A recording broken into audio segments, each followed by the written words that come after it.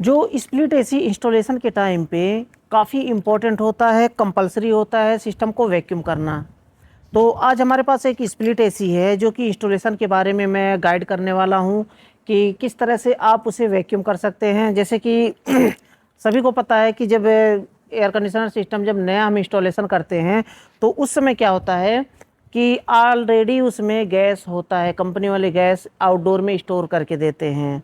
लेकिन कुछ लोग होते हैं कि जब इंस्टॉल करने जाते हैं तो वैक्यूम नहीं करते हैं वहाँ पर, वैक्यूम नहीं करते हैं। और वैक्यूम करने का तरीका कुछ लोगों को नहीं पता है, तो मैं वैक्यूम करने का तरीका बताऊंगा और किस तरह से वैक्यूम कर सकते हैं।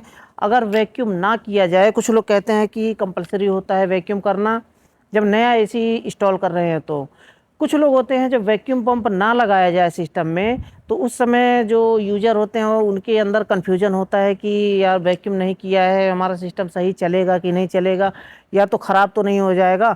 जितने भी पुराने टेक्नीशियन हैं, जितने भी एक्सपर्ट टेक्नीशियन हैं, उनसे पूछ लीजिए जो नया एसी इंस्टॉल करते हैं, अगर उसमें वैक्यूम ना किया जाए। वैसे तो वैक्यूम होता है लेकिन एक तरीका होता है कि अगर वैक्यूम पंप नहीं है, नहीं करना चाहते हैं वैक्यूम, तो भी थोड़ा सा फ्लश करके उसे कर सकते हैं। कैसे करना होता है उसे इस वीडियो में सीखने वाले हैं।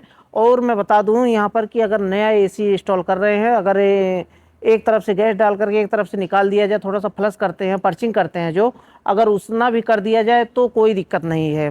हाँ, पुराने सिस्टम में ये दिक्कत होता है जबकि नया जो कि पुराना एसी अनइंस्टॉल करके हम दूसरी जगह पे इंस्टॉल करते हैं तो उस समय ये प्रॉब्लम होता है कि कंपलसरी होता है कि सिस्टम को अच्छी तरह से वैक्यूम किया जाए। वैसे तो जो प्रोफेशनल तरीका होता है वैक्यूम करना ही पड़ता है, बिना वैक्यूम के सिस्टम नहीं चलेगा। लेकिन अगर नहीं चाहते हैं वैक्यूम करना तो भी एक तरीका होता है।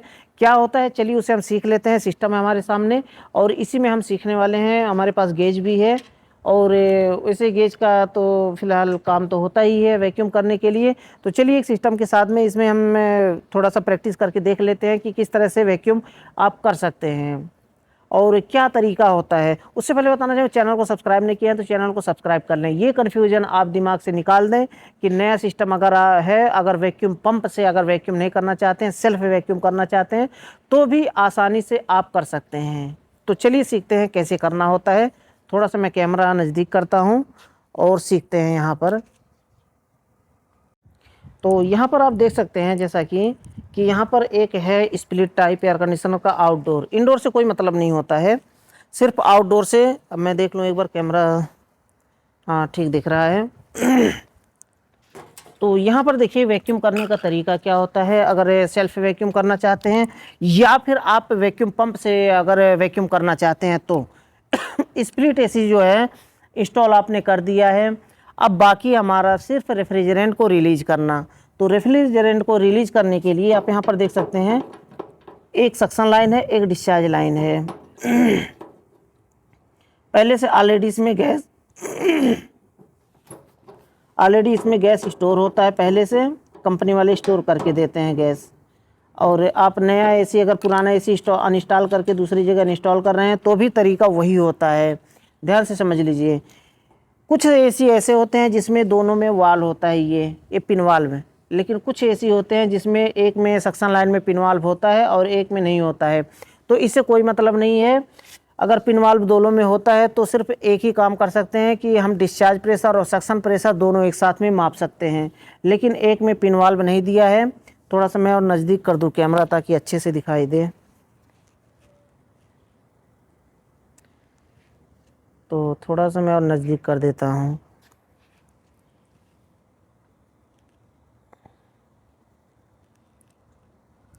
ताकि अच्छे से दिखाई दे। चलिए अभी दिखाई दे रहा है अच्छे से। अब यहाँ पर ये सक्शन लाइन में पिन वाल्व दिया गया है, ठीक है। हाँ दिखाई दे रहा है, पिन वाल्व दिया है सक्शन लाइन में और डिस्चार्ज लाइन में पिन वाल्व नहीं दिया है। तो यहाँ पर हम डिस्चार्ज प्रेशर सक्शन प्रेशर नहीं नाप सकते। अब यहाँ पर देखिए मैं आपको दिखा दूँ कि जो नया एसी इंस्टॉल करते हैं तो प्रोसेस क्या होता है।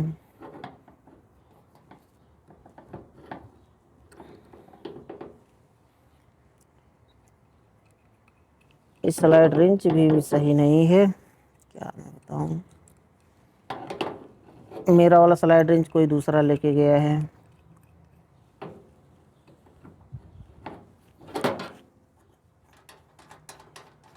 ये होता है डेड नेट, जो एल क्यू वाल्व का डेड नेट होता है। ये है डेड नेट।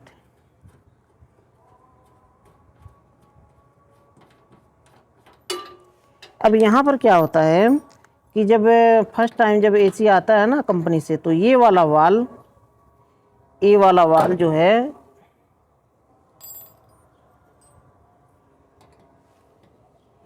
ये बंद होता है इस तरह से, पहले से बंद होता है। अभी एक एसी में मैं प्रैक्टिस कर रहा हूँ इसलिए बता रहा हूँ, ये बंद होता है।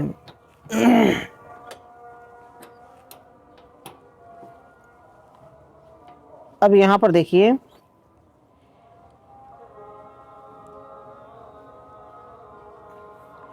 अब साइड में एक वीडियो क्लिप दिख रहा होगा आपको, वहाँ पर देख लीजिए। इस तरह से वाल्व बंद रहता है।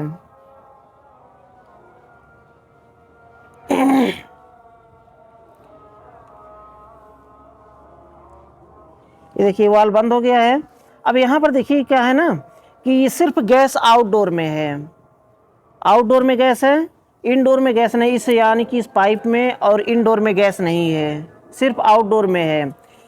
तो ये पाइप ज्वाइंट करके जब हम यहाँ से खोलेंगे गैस, तो इनडोर में भी चला जाएगा और आउटडोर में भी रहेगा।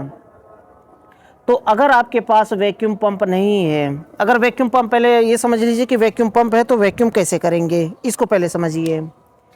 दिख रहा है कि नहीं? तो अगर आपके पास वैक्यूम पंप है तो ये दोनों वाल्व जो है, ये दोनों वाल्व बंद रहेगा, ये दोनों है ना, ये दोनों वाल्व बंद रहेगा। और यहाँ पर हम गेज को कनेक्ट करेंगे इसको।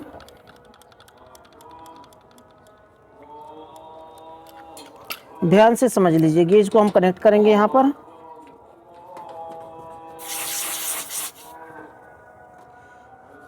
एक गेज को हमने कनेक्ट कर दिया, क्योंकि इंडोर में भी गैस है इसलिए यहाँ से थोड़ा सा पर्च होकर के गैस निकला है। लेकिन अगर पहली बार आप लगा रहे हैं तो वहाँ पर गैस नहीं निकलेगा। तो यहाँ पर देखिए प्रेशर दिखा रहा है, क्योंकि इसमें इंडोर में भी गैस है। अब यहाँ से लगा करके इसको, यहाँ से वैक्यूम पंप लगाएंगे और वैक्यूम स्टार्ट कर देंगे। तो यहाँ से जितना भी सिस्टम में, क्योंकि ये वाल्व तो दोनों हमारा बंद है, आउटडोर वैक्यूम नहीं होगा, सिर्फ इंडोर का ये पाइपलाइन और इंडोर हमारा ये वैक्यूम होगा। तो यहाँ से हम वैक्यूम करेंगे लगभग 5 मिनट 10 मिनट में, या तो 2 मिनट, जितनी देर में वो वैक्यूम पूरा खींच ले उतना देर तक हम वैक्यूम करेंगे। वैक्यूम करने के बाद फिर हमें क्या करना है कि ये गेज हम जो है वैक्यूम करने के बाद यहाँ से ऐसे ही कनेक्ट रहेगा, वैक्यूम को बंद करेंगे और यहाँ से जो है इसको हम एक को खोलेंगे।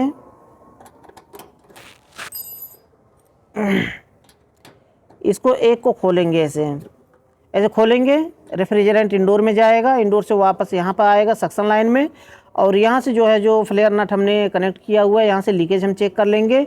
और इंडोर में जो फ्लेयर नट हम बंद करते हैं वहाँ पर भी लीकेज चेक कर लेंगे। अगर लीकेज कहीं नहीं है, फ्लेयर हमारा अच्छे से टाइट हुआ है, तो हम क्या करेंगे, यहाँ से पूरा गैस, हम पूरे गैस को खोल देंगे। पूरा गैस हमारा जो है इंडोर में और आउटडोर में एक बराबर हो जाएगा। एसी को हम ऑन कर देंगे। ये तरीका होता है कि अगर वैक्यूम पंप आप यूज करते हैं, वैक्यूम पंप आपके पास है, तो वैक्यूम से इस तरह से हम वैक्यूम कर सकते हैं। अगर वैक्यूम पंप नहीं है तो हम क्या करेंगे, तभी हमारा जो है गेज का यहाँ पर काम नहीं है, तो हम निकाल देते हैं। इस गेज को हम निकाल देते हैं। अब हम क्या करेंगे यहाँ पर कि ये सक्शन लाइन वाला, ये मोटा पाइप होता है ना सक्शन लाइन वाला, इसे हम बंद करेंगे। इसे जो फ्लेयर नट है इसे हम टाइट कर देंगे, और ये जो है फ्लेयर नट हमारा खुला रहेगा, खुला रखेंगे इसको यहाँ पर कनेक्ट, सर्विस वाल में हम कनेक्ट नहीं करेंगे। तो यहाँ से इसको हम गैस को थोड़ा सा खोलेंगे, ऐसे ये बंद है ना, थोड़ा सा ऐसे खोलेंगे, गैस यहाँ से निकलेगा, पर्च होगा यहाँ से, इस डिस्चार्ज लाइन से आएगा। इसको ऐसे अंगूठे से दबा दबा के थोड़ा सा इसको हम निकाल देंगे, और निकाल देंगे। फिर इसको जो है हम बंद नहीं करेंगे, ये वाल को हल्का हल्का गैस निकलने देंगे यहाँ से। जब आपको लगे कि हाँ जितना लंबा पाइप है, एयर पूरा, जो ये कॉपर पाइप के अंदर जो एयर है, ये एयर पूरा निकल गया है, और इसको बंद नहीं करेंगे, धीरे धीरे करके गैस, यानी कि बहुत तेज़ी से नहीं खोलेंगे इसको, नहीं तो बहुत ज़्यादा लगभग 250 ग्राम या फिर आधा किलो गैस निकल जाएगा। ऐसा नहीं करेंगे, धीरे धीरे इसको गैस को निकलने देंगे यहाँ से, और इसको निकलते निकलते में इसको हम टाइट कर देंगे। ये फ्लेयर नट को, डिस्चार्ज लाइन वाले फ्लेयर नट को हम जल्दी जल्दी करके बंद कर देंगे। और बंद करने के बाद जब हमें लगे कि हाँ बंद हो गया है, तब इसको क्या करेंगे, हम पूरा खोल देंगे। इसको पूरा खोल देंगे और लीकेज चेक कर लेंगे। अगर लीकेज नहीं है तो ये, अगर वैक्यूम पंप नहीं है तो भी हम वैक्यूम इस तरह से, ये जो है हमारा क्लियर हो जाता है लाइन। क्या होता है, अगर वैक्यूम करने का मतलब क्या है, नया एसी में वैक्यूम करने का मतलब ये होता है कि जो पाइपलाइन के अंदर एयर है उस एयर को बाहर निकालना, यही होता है उसका मतलब। तो ये हमारा खुल चुका है पूरा। इसको भी हम खोल देंगे पूरा, लीकेज चेक करने के बाद। लीकेज नहीं है तो आई होप कि आप समझ गए होंगे कि जो वैक्यूम करने का जो मतलब होता है वो यही होता है कि पूरे सिस्टम में जो है, जो ये पाइपलाइन में और जो इंडोर में एयर होता है उस एयर को बाहर निकालना, वैक्यूम का मतलब यही होता है। पुराने एसी में वैक्यूम का मतलब ये होता है कि उसमें जो भी मॉइस्चर है, जो भी ऑयलिंग है और जो भी उसमें कचरा है कुछ भी, वो सब निकाल करके बाहर फेंकना, वैक्यूम का मतलब ये होता है पुराने एसी में। तो पुराने एसी में जब हम इंस्टॉल कर रहे हैं तो उस समय वैक्यूम करना काफ़ी इंपॉर्टेंट होता है, फ्लश करना भी इंपॉर्टेंट होता है। क्यों? क्योंकि उसमें ऑयलिंग होता है, मॉइस्चर होता है, कुछ कचरा भी होता है पाइप के अंदर, पाइपलाइन के अंदर, इसलिए वैक्यूम करना और फ्लश करना कंपलसरी होता है। लेकिन नए एसी में ऑयल नहीं होता है, कचरा नहीं होता है, धूल मिट्टी कुछ भी नहीं होता है पाइप के अंदर, सिर्फ एयर होता है, नॉर्मल एयर। तो उसी एयर को निकालने के लिए ये किया जाता है। तो नया एसी में इंस्टॉल करते समय अगर वैक्यूम नहीं करते हैं तो भी कोई बात नहीं, चल जाता है एसी। लेकिन प्रोफेशनल तरीका जो होता है, वैक्यूम करना चाहिए, कंपलसरी है, वैक्यूम करना चाहिए। मैं तो ये कहूँगा कि हमेशा आपके पास वैक्यूम पंप होना चाहिए, अगर नया एसी इंस्टॉल कर रहे हैं, पुराना कर रहे हैं तो भी। तो ये तरीका होता है। आई होप कि आप समझ गए होंगे। फिर भी कोई डाउट रह जाता है, कोई क्वेश्चन रह जाता है तो बेझिझक आप मुझसे कमेंट बॉक्स में पूछ सकते हैं, मैं उसका रिप्लाई जल्द से जल्द देने की कोशिश करूँगा। तो आज के लिए बस इतना ही था। अगली वीडियो में फिर जल्दी मिलते हैं एक नए टॉपिक के साथ।